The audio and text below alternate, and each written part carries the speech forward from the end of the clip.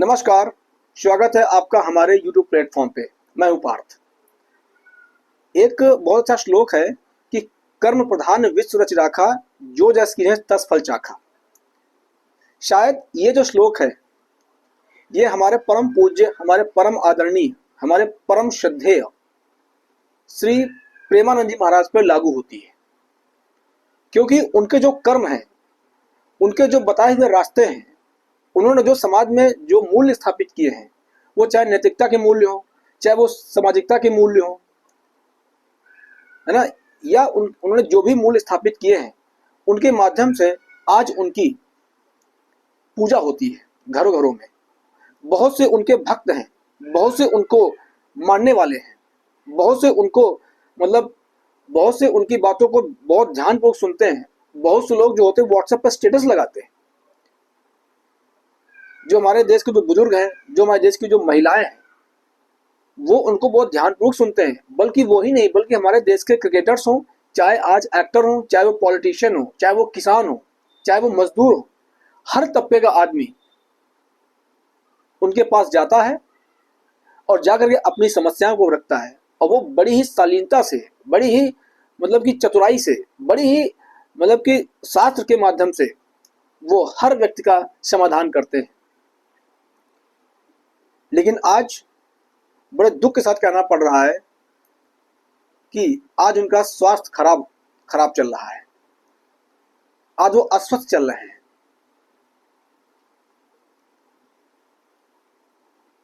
ये विडंबना कहे या सच्चाई कहे, क्योंकि इतने बड़े स्तर का महापुरुष, हम उनको भगवान अगर कह सकते हैं, उसमें कोई कुरेज नहीं है कि उनको भगवान दर्जा दे सकते हैं।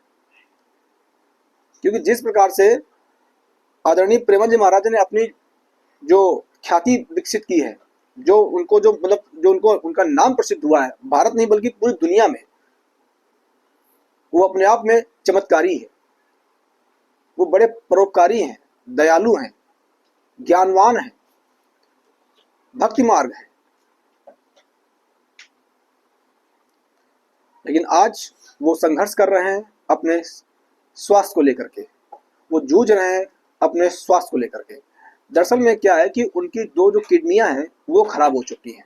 डॉक्टर ने कई बार उनको ये एडवाइस दिया कि आप अपनी किडनियों को ट्रांसप्लांट करा लो या इसमें आप मेडिसिन खा के इनको ठीक कर लो। लेकिन प्रेमानंद जी महाराज जो है वो राधा के भक्त हैं, वो राधा जी को मानते हैं, राधा रानी को मानते हैं। तो वो जब भी सुबह जाते हैं उनसे मिलने, तो बस उनके जो मतलब कि जो भूति मतलब जो आग होती है, उसमें जो राख होती है, उसको एक इस साइड एक साइड लगा के और अपनी जो मतलब कि उनकी जो भक्ति है, जो उनकी साधना है, उसको पूर्ण कर लेते हैं। तो आज हम उनके बारे में थोड़ा बेसिक जानकारी जानेंगे, उनके बारे में थोड़ा इतिहास जानेंगे, उनके बारे में थोड़ा हम ये जानने की कोशिश करेंगे आखिरकार प्रेमानंद जी महाराज जी है कौन, कौन है इतना बड़ा अवतारी पुरुष, इतना बड़ा महापुरुष, इतने बड़े संत, इतने बड़े समाज सुधारक, इतने बड़े दार्शनिक। जो भी भक्त उनके पास जाता है वो सभी का कल्याण करते हैं, वो सभी को बताते हैं। और सबसे बड़ी बात उनकी, सबसे अच्छी बात, मैं उनका इसलिए मतलब कि मैं उनको इसलिए सम्मान देता हूं क्योंकि वो एकदम प्रैक्टिकली बात करते हैं, यानी कि प्रयोगात्मक बात करते हैं। वो फिलॉसफी नहीं दिखाते हैं। वो मतलब किसी भी व्यक्ति को मतलब कि अंधकार में नहीं डालते हैं। वो किसी को आडंबर नहीं बताते हैं। वो किसी को ये नहीं बताते हैं ताकि तुम ये मंत्र जाप करो जा करके इससे तुम्हारा भला हो जाएगा। नहीं, वो कहते हैं कि अगर आप बीमार हैं तो आपको डॉक्टर पास जाना चाहिए। अगर आपके पास कोई कानूनी अगर कोई कार्रवाई की गई है तो आप वकील पास जाना चाहिए, आपको पुलिस पास जाना चाहिए। आप हमारे पास मत आइए। वो यहां तक कहते हैं कि अगर कोई प्रेग्नेंट वुमेन अगर कोई प्रेग्नेंट नहीं हो रही है तो उसके पीछे आप मेडिकल साइंस सहारा लीजिए, हमारे पास मत आइए।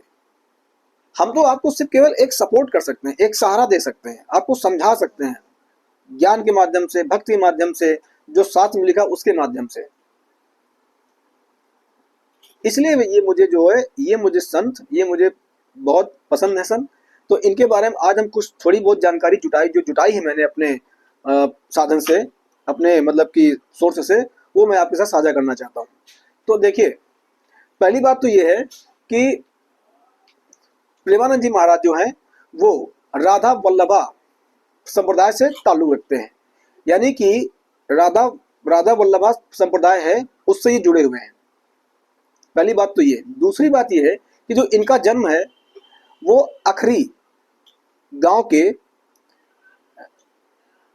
यानी कि इनका जो जन्म है वो कानपुर के सरसौल तहसील के अखरी गांव में सन 1972 में हुआ था। इनका बचपन नाम था अनुरुद्धा पांडे। इनके जो माता पिता का नाम है वो शंभू पांडे है, पिता का नाम, माता का नाम इनका है रामा देवी। और ऐसा कहा जाता है इनके बारे में, मतलब कि बहुत सारे जो इनके जो जो अनुयायी हैं, जो इनको मानते हैं, जिन्होंने मतलब प्रेमानंद जी महाराज जो अपने बचपन के दिन जो उनसे साझा किए हैं, वो बताते हैं कि जब इनकी 13 साल की उम्र थी तब इन्होंने घर छोड़ दिया था। इसके बाद इनके पिता ने इनको काफ़ी ढूंढा, इनको काफ़ी इन पर कभी गहन मतलब ढूंढाई चली। जब ये मिले तो इनके पिता इनको बहुत पीटने के बाद में, लेकिन इन्होंने ये डिसाइड कर लिया था, निश्चित कर लिया था कि हम अब संत ही बनेंगे, हम अब बाबा ही बनेंगे। तो इनके पिता ने क्या किया, इनको गले लगाया और लगाने के बाद इनको आशीर्वाद दिया कि ठीक है जाइए। उसी दिन से ये इन्होंने क्या किया, वृंदावन आए। वृंदावन में आकर के ये पहले ज्ञान मार्ग की शाखा के मतलब भक्त थे, यानी ज्ञान मार्ग, यानी ज्ञान के अर्जन के द्वारा ही, मतलब ये कहते थे कि हम पहले ज्ञान अर्जित करेंगे उसके बाद में हम ज्ञान फैलाएंगे। लेकिन जब इन्होंने वृंदावन में कृष्ण और राधा की जब इन्होंने मतलब क्या कहते रासलीला देखी तो इनका हृदय परिवर्तन हुआ और एक ज्ञान मार्गी से ये कन्वर्ट हो गए, चेंज हो गए, भक्ति मार्ग शाखा में चले गए। आपको कुछ बात याद आ रही है? कुछ चीज मैं बताना चाहूंगा आपको। देखिए जो इन्होंने मतलब मैं कुछ बताना चाहूंगा आपको। देखिए जो प्रेमानंद जी महाराज की जो मतलब जो स्टोरी है, सेम ऐसे ही डॉक्टर अब्दुल कलाम जी की भी स्टोरी है। वो भी बचपन में बहुत ही कुशाग्र बुद्धि के थे। वो उनका बचपन काफी स्ट्रगल में गुजरा, बड़ा संघर्ष किया उन्होंने। और ऐसे ही कुछ कहानियां में, ऐसी ही कुछ कहानी जो है कबीर दास की भी है। कबीर दास भी कहीं ना कहीं ऐसे ही संघर्षों से गुजरे हैं, ऐसा ही उन्होंने भी जीवन का जो अनुभव वो फेस किया है। तो जब मैं इनके बारे में पढ़ता हूँ ना, प्रेमानंद जी के महाराज के बारे में, तो मुझे अब्दुल कलाम और क्या कहते हैं कि मुझे कबीर दास, अगर हम ये भी कह सकते हैं कि अगर ले सकते हैं तो हमारे एक और संत हैं देश के महान समाज सुधारक विवेकानंद जी। अगर हम चारों को ऐड कर देते हैं ना तो कोई इसमें अतिशयोक्ति नहीं है कि चारों की विचारधारा प्लस चारों के जो कर्म है प्लस चारों के जो क्या कहते हैं जो विचार जो उनके बताए रास्ते हैं वो सेम है।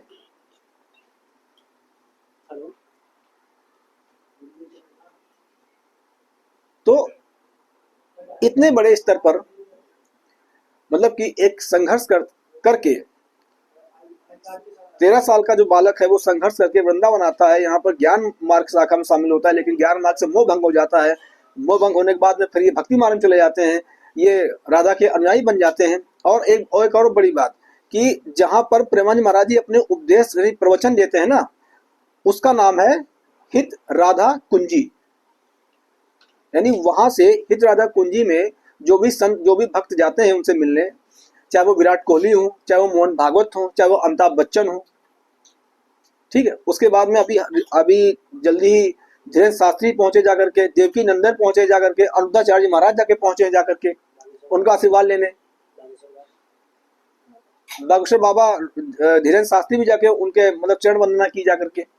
तो प्रेजेंट टाइम में वर्तमान में क्या हो रहा है कि सभी उनके लिए प्रार्थना कर रहे हैं कि उनका स्वस्थ हो जाए। और सबसे बड़ी बात मैं आपको सबसे बड़ा फैक्ट बताना जा रहा हूँ कि एक सऊदी अरेबिया से मुसलमान आए थे वृंदावन घूमने और खासकर बाबा जी से मिलने, यानी महाराज जी से मिलने आए थे।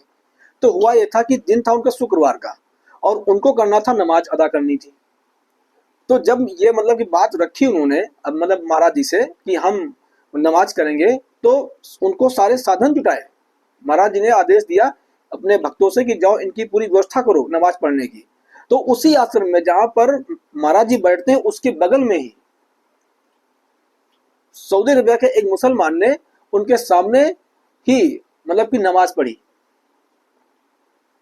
तो जब मुसलमान जब वहां सऊदी अरबिया गया तो उसने बताया महाराज जी के बारे में कि सच में वो देवता पुरुष हैं, सच में वो भगवान है, सच में वो अवतरित पुरुष हैं। मेरी छोड़ो, विकास सर भी उनके बारे में बहुत अच्छी अच्छी बातें करते हैं, अवतरित पुरुष है। खान सर भी उनके बारे में कहते हैं वो देवता पुरुष हैं। भगवान है वो। अगर कहीं तुमको भगवान देखना है, कहीं तुमको अवतार देखना है, तो महाराज जी से मिले जा करके। वो तुमको वो सच में अवतरित पुरुष है, सच में वो भगवान के जैसा प्रतीत होता है उनको जब देखते हैं। उनके जब मस्तक देखते हैं, उनका मस्तक लाल, उनके मस्तक इतना चमक है, इतना उनके शाइनिंग उनके चेहरे पे पूरे शरीर पर, कि उनकी जो आभा है वो देखने लायक बनती है।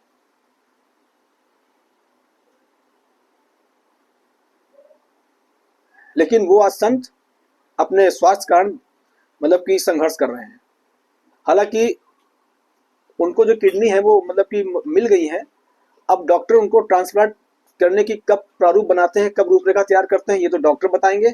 लेकिन देश का प्रत्येक नागरिक, यहाँ तक कि देश का मुसलमान भी, देश का मुस्लिम भी उनके लिए प्रार्थना कर रहा है कि महाराज जी जल्द स्वस्थ हो जाए। क्योंकि उन्होंने किसी भी धर्म को, किसी भी जाति को, किसी भी संप्रदाय को, किसी का विरोध नहीं किया है।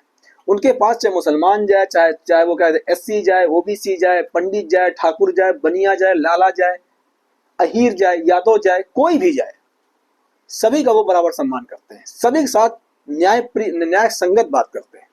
और यही उनकी जो बात है सबको मतलब कि दिल घर कर जाती है। यही बात उनको छू जाती है देशवासियों को, कि बताइए कि इतना बड़ा संत, एक इतना महापुरुष है ना, किसी के साथ भेदभाव नहीं, सबके साथ बराबर व्यवहार करते हैं, सभी के साथ मतलब कि समता का व्यवहार, समानता का व्यवहार करते हैं। और उनका ना तो कोई बैंक अकाउंट था आज तक, ना उनके पास कोई 1 रुपया पूंजी उनकी जमा है। यानी उनके पास एक भी बैंक अकाउंट नहीं है, उनके पास 1 रुपया डिपॉजिट नहीं है उनके अकाउंट में, उनके पास कोई गाड़ी नहीं है, उनके पास कोई महंगे वस्त्र नहीं है, उनके पास ना कभी सोना ना चांदी है, ना हीरा जवाहरात। जब कोई मतलब दानी जाता है उनके आश्रम में, कहता गुरु बाबा जी मैं इतने पैसे दान करना चाहता हूँ, तो वो मना कर देते, कहता आप दान मत कीजिए, हमें जब मांगना होगा हम आपसे मांग लेंगे। बताइए इतना मतलब कि त्यागी आदमी, इतना इतना मतलब त्याग आपने कहीं देखा है? ये त्याग केवल हमने किसके अंदर देखा है? डॉक्टर एपीजे अब्दुल कलाम के अंदर देखा है। शिक्षा के लिए अब्दुल कलाम ने भारत को मतलब कि सिक्योरिटी में, डिफेंस में मजबूत करने के लिए उन्होंने अग्नि मिसाइल बनाई, उन्होंने आकाश मिसाइल बनाई, उन्होंने क्या पृथ्वी बनाई, उन्होंने ब्रह्मोस बनाई। उन्होंने त्याग किया, शादी नहीं की, देश के लिए कुर्बान हो गए, देश के लिए अमर हो गए। वही बात करते हैं हम इनकी, क्या कहते हैं, कबीरदास जी की। अब उनको देखिए, उनको पढ़िए। एक्चुअल में वास्तविक में जो कबीरदास जी हैं वो मतलब कि ज्ञान मार्ग की शाखा के कवि हैं। लेकिन जब उनको पढ़ोगे, जब उनकी रचनाएं पढ़ोगे, तो आपको लगेगा कि ये भक्ति मार्ग के मतलब कि कवि हैं। वही जब बात करते हैं विवेकानंद की बात करते हैं, तो वो भी कहीं ना कहीं मतलब कि समाज को सुधारने की बात करते हैं, समाज को आईना दिखाते हैं, समाज के यूथ को वो साथ लेके चलना चाहते हैं, समाज की जो महिलाएं हैं उनको वो मतलब शिक्षित करने की बात करते हैं।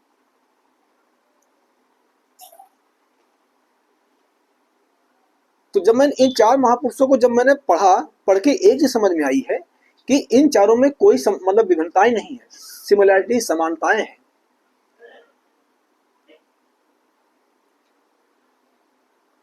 तो हमारे जो देशवासी हैं वो आज उनके लिए प्रार्थना कर रहे हैं, जगह जगह पर हवन यज्ञ चल रहे हैं।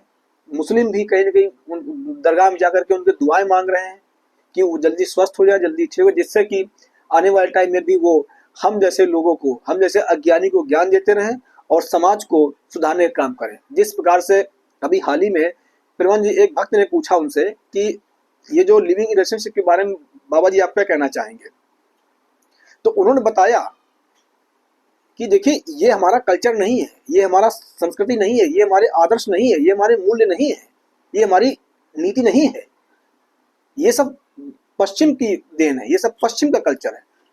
और हम उसको अगर कल्चर को फॉलो कर रहे हैं तो शादी तो टूटेंगी ही। क्योंकि जिस प्रकार से अभी 2-3 घटनाएं घटित हैं शादी को लेकर घटित हुई हैं, चाहे वो मेरठ का केस हो, चाहे वो मणिपुर का केस हो, चाहे वो एमपी का केस हो,